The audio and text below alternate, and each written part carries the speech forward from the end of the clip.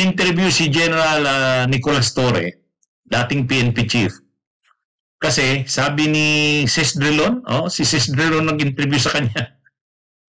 Totoo po ba? Kasi may kumakalat po, tinatago niyo raw si Gutesa.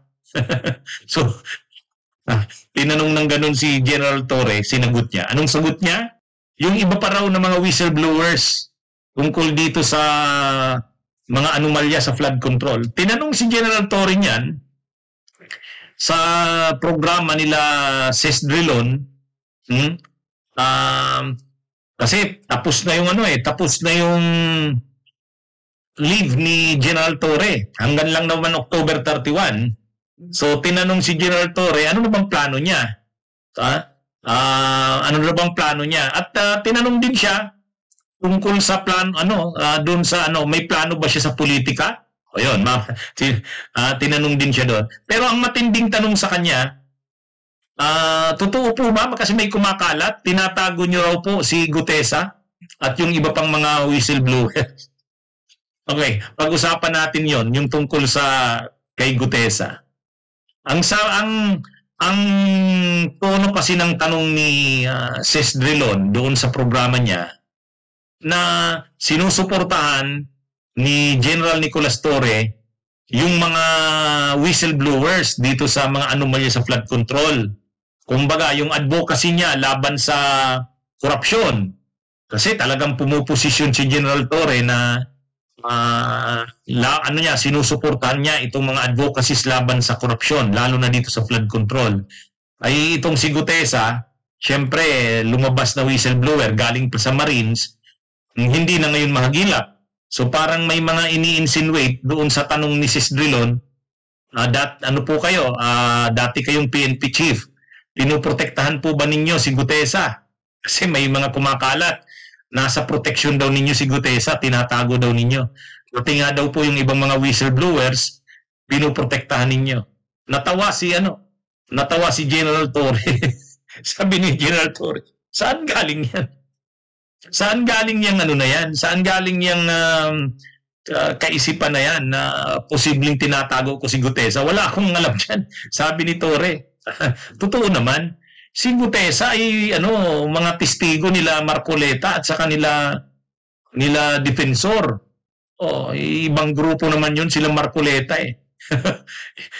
Kaya medyo natawa si Torre. Pero syempre, seryoso yung tanong ni Sis Drilon, sinagot niya. Sabi niya, wala akong dyan. Wala akong alam dyan kay Gutesa. Saka hindi ko hindi ko itatago yan. At wala naman akong connection dyan kay Gutesa, sabi ni Torre. Pero yung sa mga ibang whistleblowers, tinanong din siya, yung iba pong whistleblowers, baka pinoprotektahan niyo. Sabi ni Torre, bakit naman ako magpuprotekta sa kanila? Hindi ko naman trabaho yun eh. Trabaho yan ng gobyerno na protektahan yung mga whistleblowers, hindi ko trabaho yan. Ang sinasabi lang ni General Torre, while na nag-advocate siya ng anti-corruption, linalabanan niya mga katiwalian, suportado niya itong mga lumilitaw na testigo laban sa mga sangkot dito sa anomalya sa flood control. Hindi naman ibig sabihin niya na sino mang lumitaw dyan na whistleblower ay kukupkupin niya dahil lang siya, dating PNP chief. Sa kalinaw din ni General Torre, hindi pa siya retirado. Nasa active service pa siya. Kaya hindi siya pwedeng gumalaw ng mga ganyan. Sabi ni General Torre, hindi ako pwedeng magkupup ng mga ganyan kasi nasa active service pa ako. Kaya lang sa ngayon, floating ako. Ibig sabihin, nasa holding unit. Hindi pa siya binibigyan ng bagong assignment.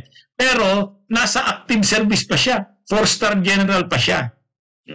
Kaya lininaw ni Torre na hindi naman siya pwedeng ma-involve dyan sa pagtatago sa mga whistleblower na yan. Siya niyan.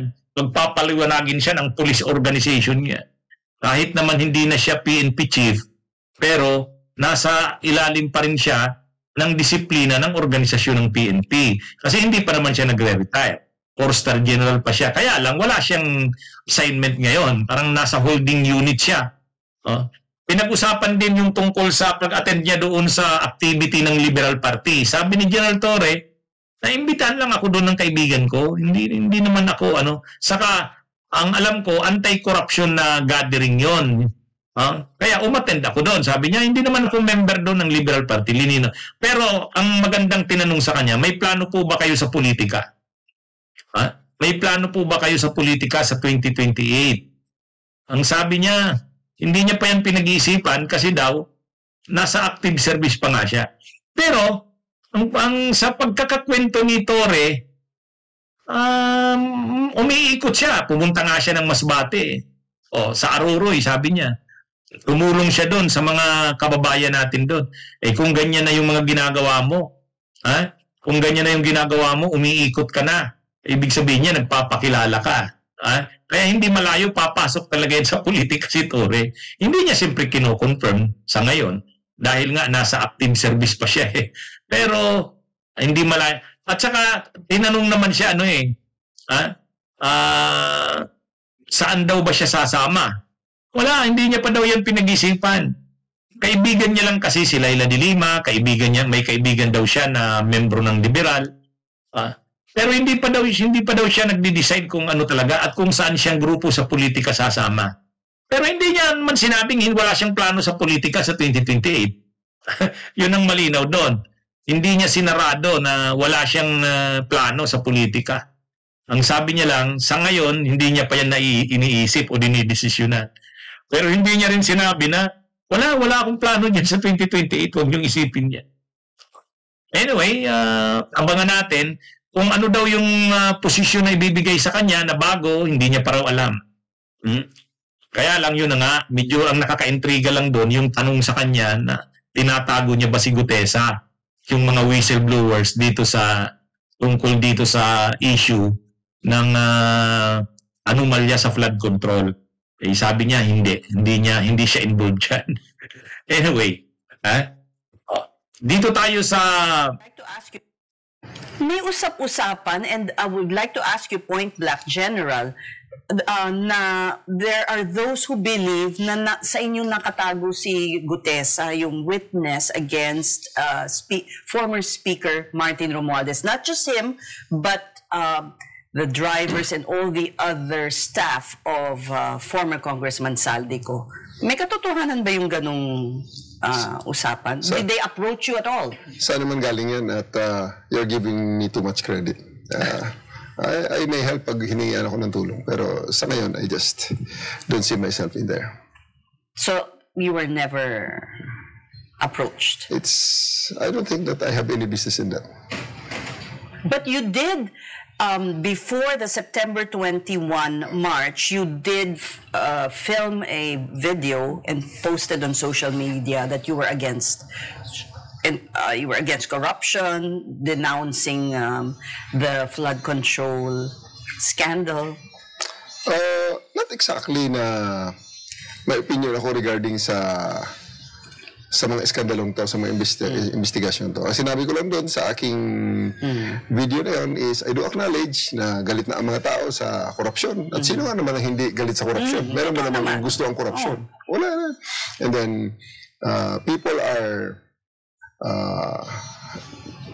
tired na rin, pagod na rin sa mga hindi natupad na mga pangako. So, ang sa akin lang, dahil yun ay the next day ay yung September 21 na, I just reminded people that it is okay to express their displeasure. It is okay to just go out there and express their opinions.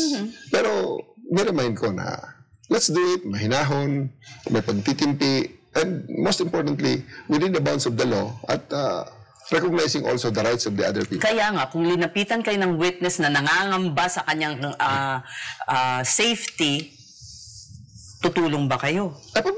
Pag may magawa ako, bakit hindi? Pero wala pang basta anything that will help people. Pero, yan naman ang instinct natin Okay. May lumapit na ba? Sa mga tao, wala.